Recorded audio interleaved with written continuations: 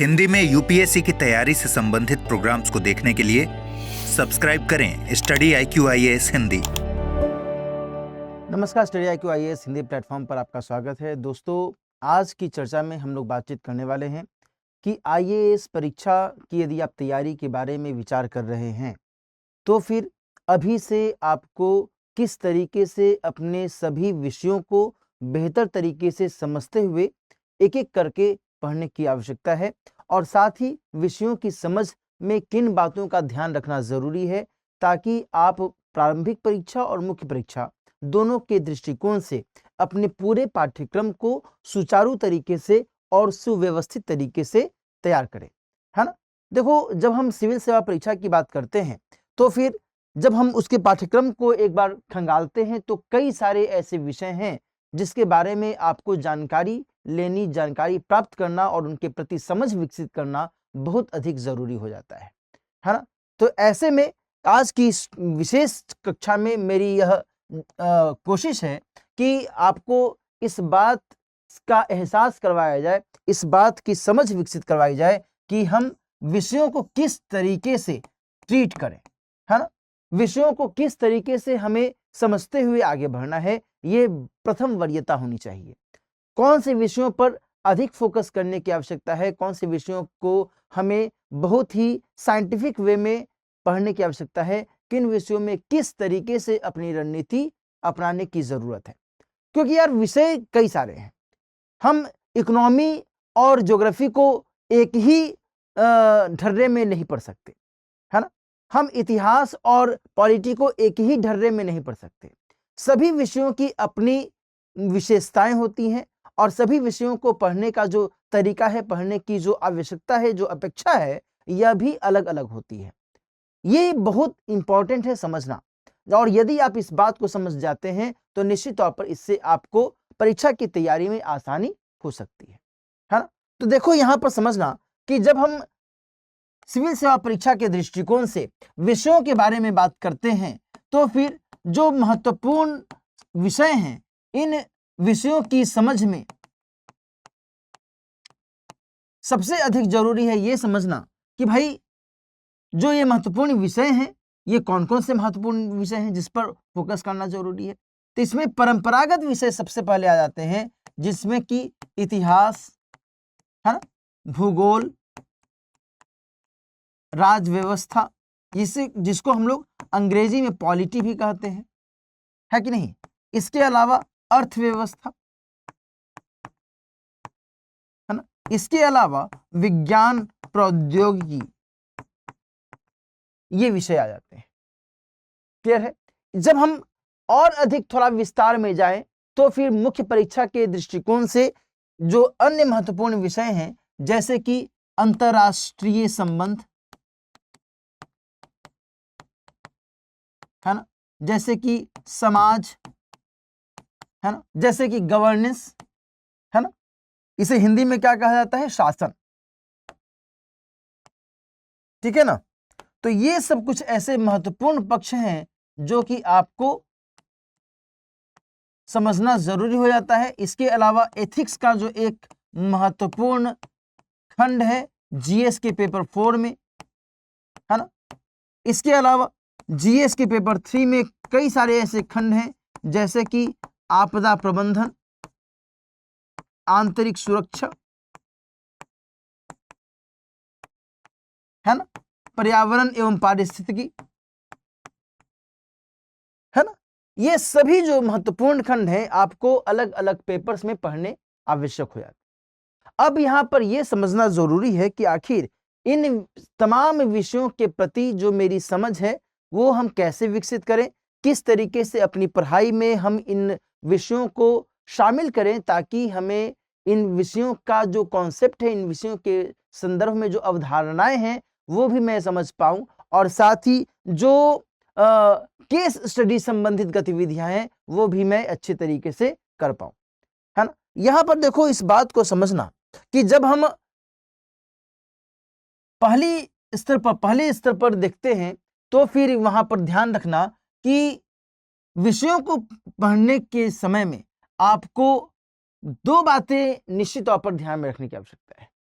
पहली बात ये कि जो उसकी बेसिक समझ है ना, बेसिक समझ आपके पास में है या नहीं है, बेसिक जानकारी, बेसिक नॉलेज वो होनी चाहिए। क्लियर है? इसके अलावा यहां पर यह भी समझने वाली बात है कि बेसिक जानकारी के साथ साथ आप उसके बारे में अद्यतन जानकारी रखते हैं या नहीं रखते हैं।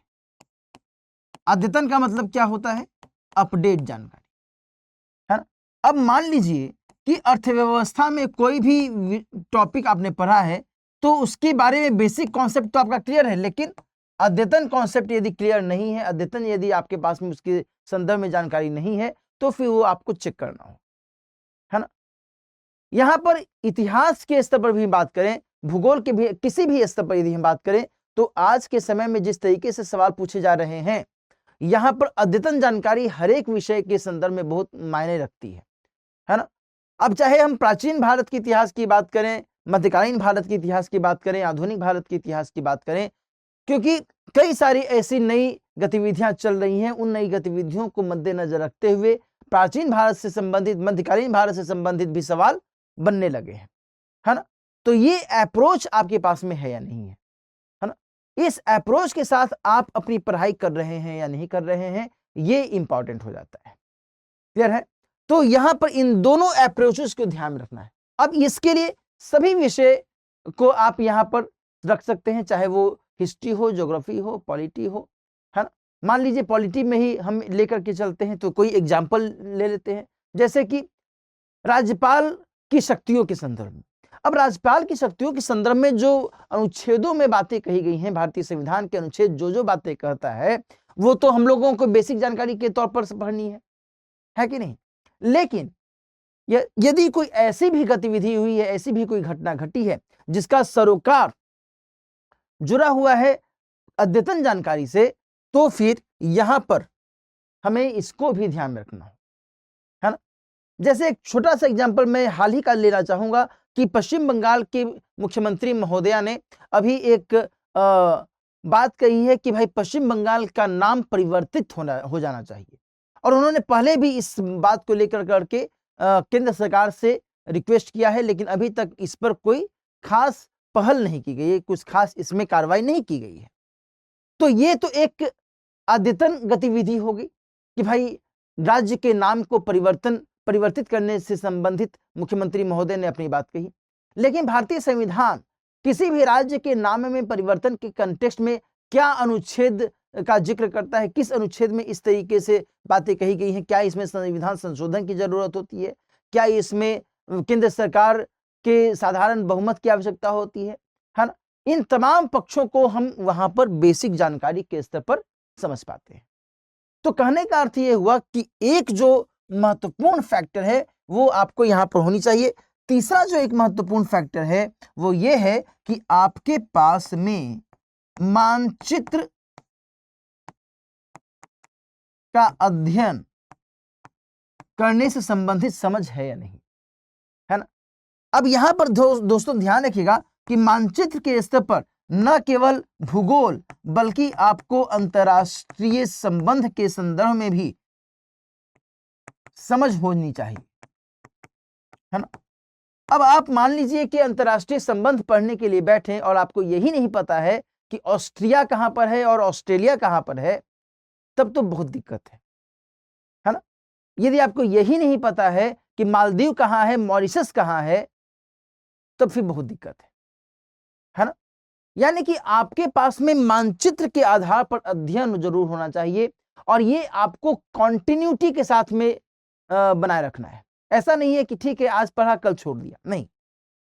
मानचित्र के आधार पर अध्ययन आपको रेगुलर करने की आवश्यकता है। भूगोल और अंतर्राष्ट्रीय संबंध दोनों को पढ़ते समय आप इन्हें जरूर ध्यान में रखें, है ना।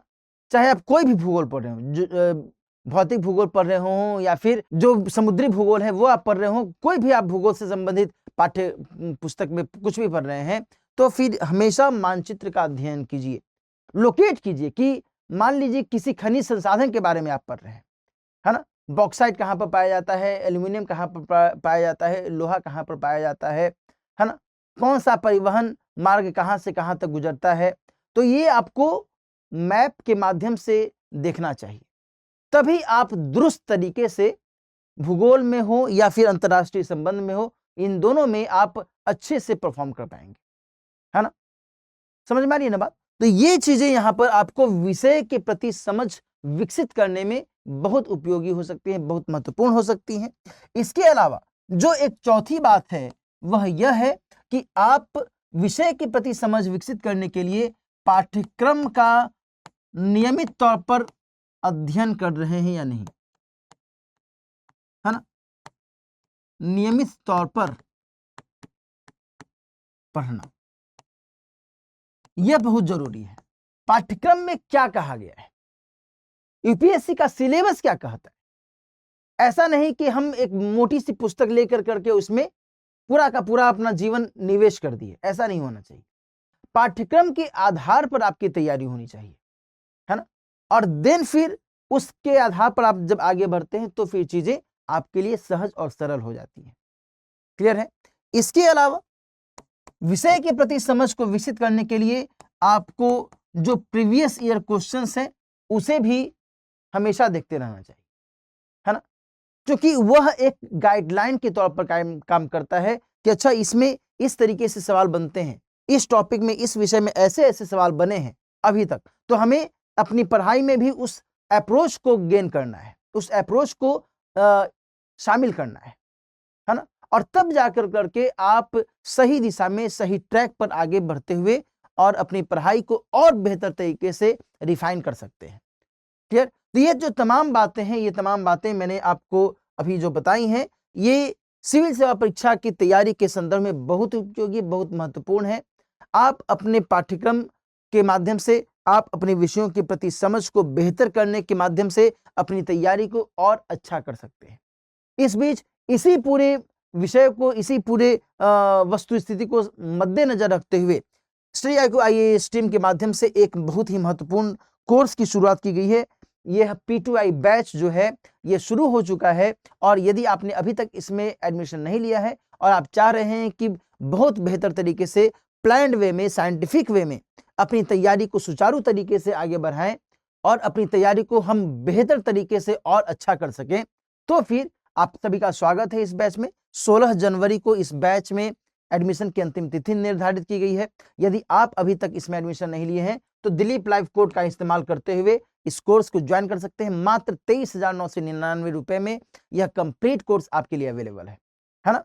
और इस माध्यम से आपको न केवल लेक्चर्स प्रोवाइड किया जाएगा, ऑनलाइन लाइव लेक्चर आप ले पाएंगे, बल्कि आपको इस माध्यम से टेस्ट सीरीज की भी सुविधा मिलेगी। इसके माध्यम से आप मेंटर से अपनी बातें रख सकते हैं, उनसे डिस्कस कर सकते हैं। आपकी जो भी दुविधाएं हैं, जो भी समस्याएं हैं, उसका निवारण मेंटर के माध्यम से और साथ ही फैकल्टीज के माध्यम से भी किया जाएगा।